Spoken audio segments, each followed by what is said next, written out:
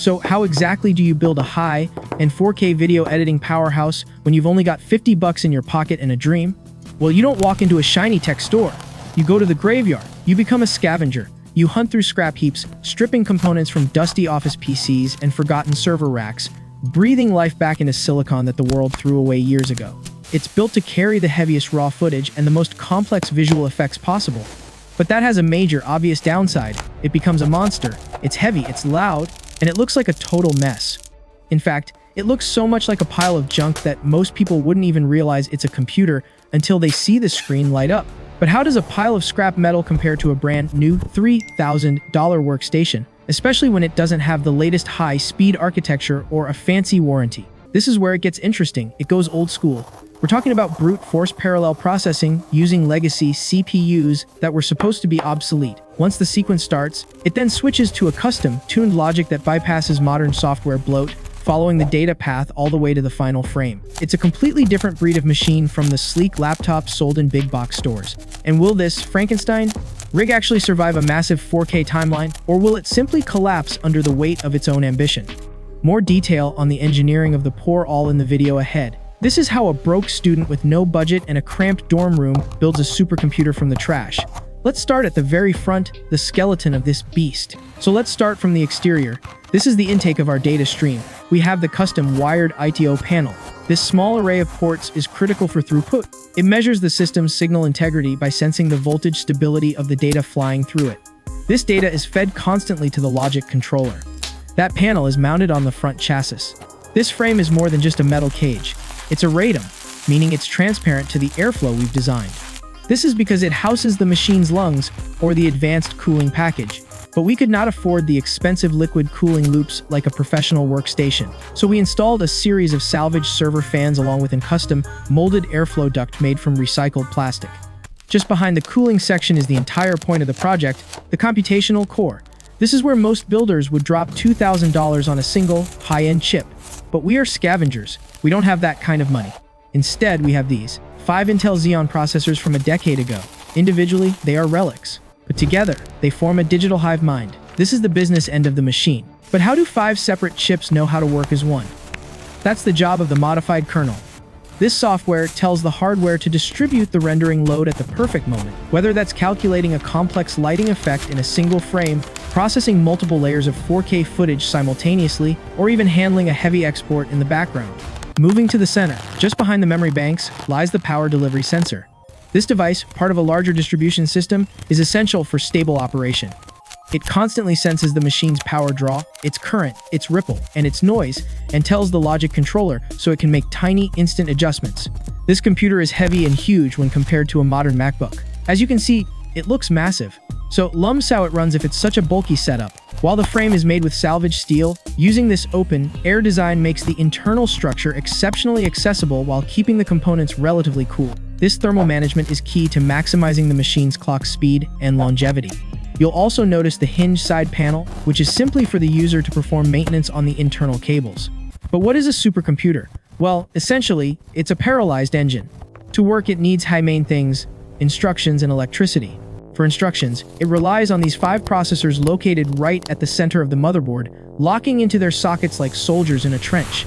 The entire central section of the logic board is dedicated to the high-speed data lanes. This wide bus holds the information needed to feed the engine for its long rendering journey. But that's not enough to power this heavy machine. This system needs to get up to speed and stay there. We cleverly modified a 100-watt solid-state server power supply. This is a strap-on energy motor. When the machine is under full load, this unit provides a massive, continuous burst of energy to accelerate the processors rapidly.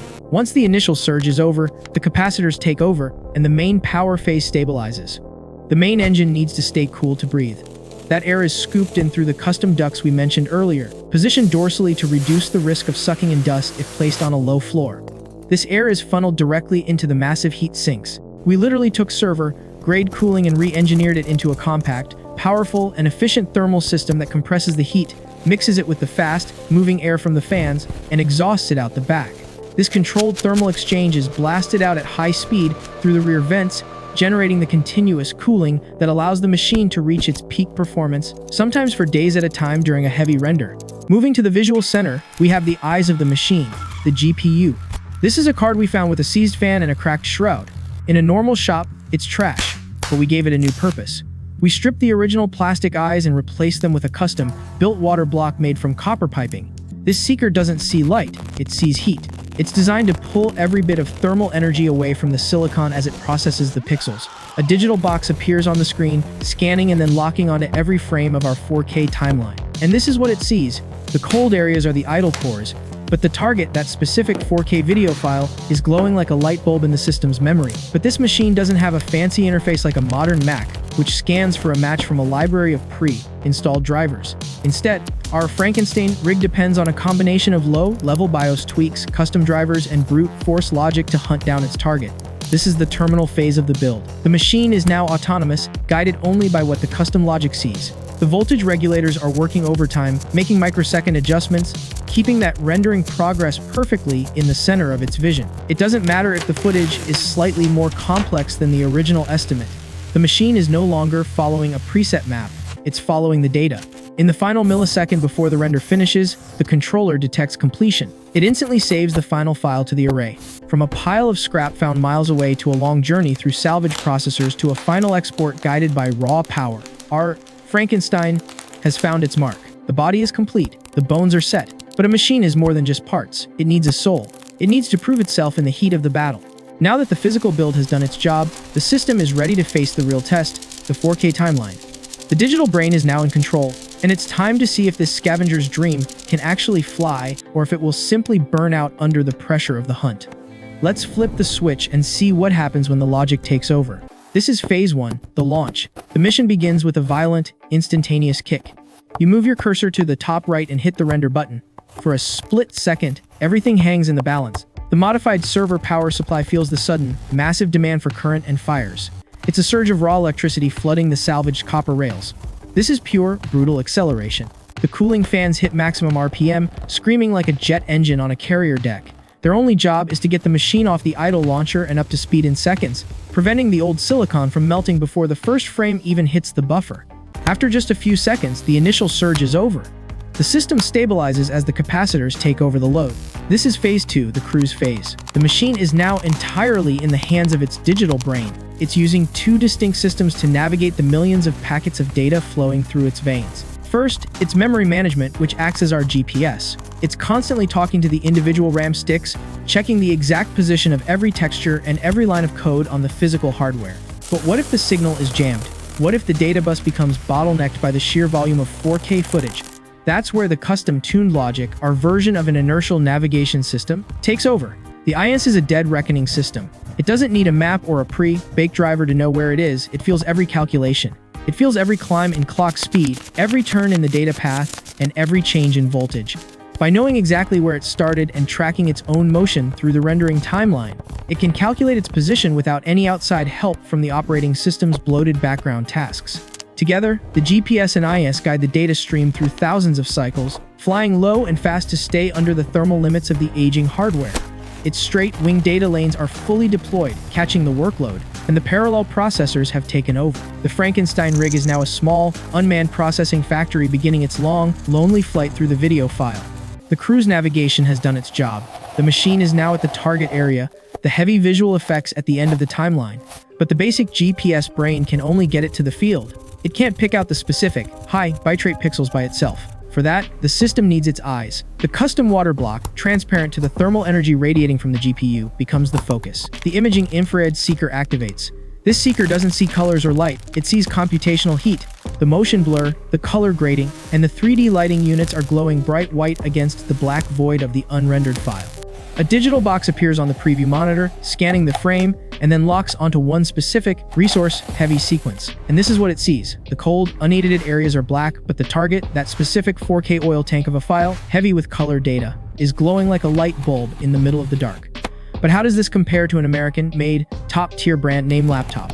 You know the one, the sleek, $3,000 machine that everyone says you need. That laptop scans the ground to find a match from an image uploaded before launch, a set of pre-baked drivers and thermal profiles. But when it hits this level of complexity, it struggles. It looks for a match and finds none. It overheats, it throttles. The screen freezes, and the system hangs. It doesn't have the old-school brute force to push through the noise. But our Scavenger rig is different. This is the terminal phase. The machine is now fully autonomous, guided only by what its IR seeker sees. The voltage regulators are working overtime, making microsecond adjustments, keeping that glowing heat signature of the progress bar perfectly in the center of its vision. It doesn't matter if the target is slightly more complex than the original GPS coordinates suggested. The computer is no longer following a map, it's following its target. In the final millisecond, the software detects the impact of the final frame. It instantly detonates the render, compressing 1,000 gigabytes of raw data into a single, finished 4K file. From a launch triggered by a single click to a long cruise through the dark, salvaged corridors of the motherboard, to a final hunt guided by raw thermal power, our Frankenstein has found its mark. It achieved the impossible on a budget that wouldn't buy a replacement screen for the competition. It didn't just finish the job, it hunted it down. But a successful render is more than just a win for the machine. It's a proof of concept for a much larger strategy. While others are spending their entire budget on a single, fragile platform, the Scavenger is learning how to build an army. This successful flight through the data stream is phase one of a larger economic shift. If one machine built from scraps can do this, what happens when you have 10? What happens when you have a swarm? We are moving from the engineering of the machine to the strategy of the hunt. The target isn't just a video file anymore, it's the entire financial backbone of the industry. So how is this different from, say, a brand new professional workstation? A high-end retail machine has a fixed range, a performance limit that is strictly defined by your credit card balance. But the challenge here is the sheer volume of 4K data. These massive projects are located more than 1,000 miles away, deep in the territory of the tech giants. This gives our Frankenstein rig the perfect range, as it can travel through the heaviest workloads for a fraction of the cost. But what is the corporate response to a swarm of these scavenged computers? Since these rigs fly close to the ground, using legacy hardware and low-level code, conventional software trackers struggle to stop them. That means the only reliable option for the industry is to sell you a self-propelled medium-range system, an all-in-one solution. They're designed to track and destroy exactly these kinds of low-cost threats to their monopoly. To counter an advanced, anti-budget system like that, the Scavenger doesn't rely on a single platform. The strategy is to send a swarm of 40 missiles all at once. Even if the software overhead stops most of them, if just one gets through, it can cause catastrophic damage to the rendering backlog. This is the financial backbone of a new creative economy. But what's really inside this free fall warhead made from parts found in the trash? At the front is the custom wired logic, all joined by a thermal conduit. Standing in the middle is the explosive processing power of 5 old Xeons. This channel is connected to a modified server power supply.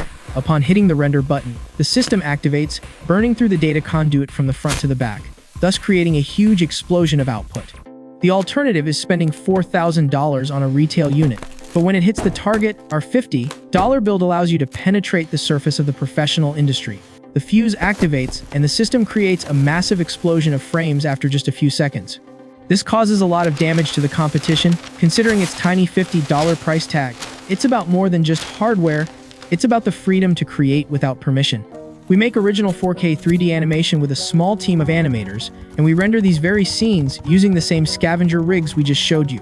We don't just talk about the logic, we live it. Every frame you see is a product of the same Scavenger strategy.